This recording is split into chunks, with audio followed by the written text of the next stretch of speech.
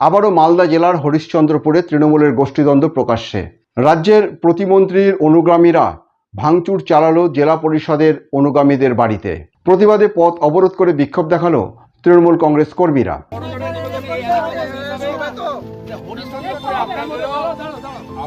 আপনি স্যার, আমরা জানি আপনি হরিশ্চন্দ্রপুর থানার আইসি, আমাদের অত্যন্ত সক্রিয় এবং খুবই দারুণ মানুষ। আপনি, আপনার উপরে আমাদের আস্থা আছে, কিন্তু হরিশ্চন্দ্রপুরে ব্লকের সাংগঠনিক রদবদল হতেই তাণ্ডব মন্ত্রী অনুগামীদের। অভিযোগ, মন্ত্রীর ভাইয়ের নির্দেশেই রাতের অন্ধকারে জেলা পরিষদের সদস্য ঘনিষ্ঠ তৃণমূল নেতার বাড়িতে আক্রমণ ভাঙচুর করা হয়, গাড়ি সহ দোকান, এমনকি তৃণমূল নেতাকে খুনের চক্রান্ত করা হচ্ছে বলে অভিযোগ। মালদা জেলার হরিশ্চন্দ্রপুর অঞ্চলে রাজ্যের প্রতিমন্ত্রী তাজমহল হোসেনের সাথে জেলা পরিষদের সদস্য বুলবুল খানের দ্বন্দ্ব প্রকাশ্যে এসছে বহুবার।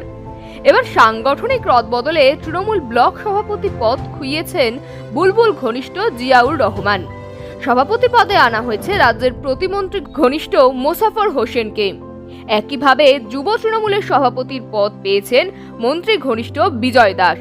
এরপরেই সাংগঠনিক ক্ষমতার সুবৃদ্ধি হতেই মন্ত্রী অনুগামীরা মন্ত্রীর ভাই জম্মুর রহমানের নির্দেশে তাণ্ডব শুরু করেছে বলে অভিযোগ।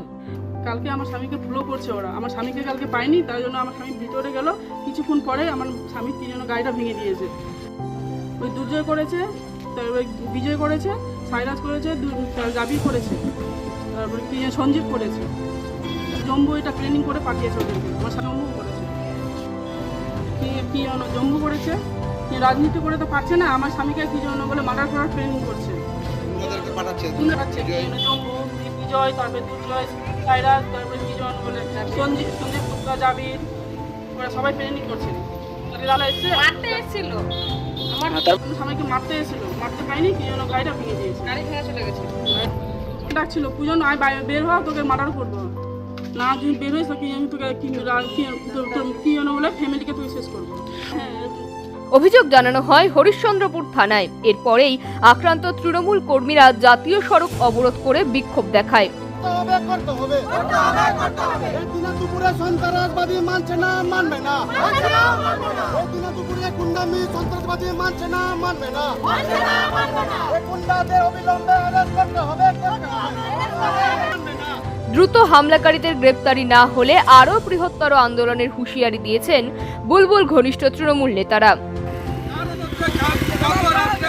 আমাদের কাশিমপুরের মেম্বার তথা হরিশ্চন্দ্রপুরের যুব নেতা, প্রাক্তন যুব সভাপতি, তার বাড়িতে, তার গাড়িতে রাতের বেলা দুষ্কৃতীরা এখানে তাণ্ডব চালিয়ে তার গাড়ি ভাঙচুর করেছে। তার বাড়িতে আক্রমণ করা হয়েছে। একটা বিশৃঙ্খল পরিস্থিতি হরিশ্চন্দ্রপুর স্ট্যান্ডের মতো জায়গায়, সেখানে সাহেবের দোকান ভাঙচুর করা হয়েছে।